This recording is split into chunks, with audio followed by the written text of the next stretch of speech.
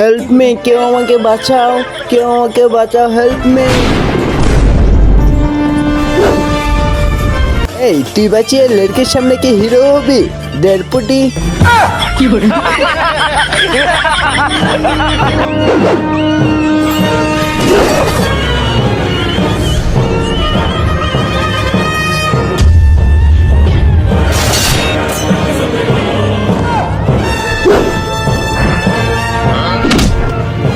বাঘ রে শালা বাঘ, বেঁচে থাকলে দেখা হবে।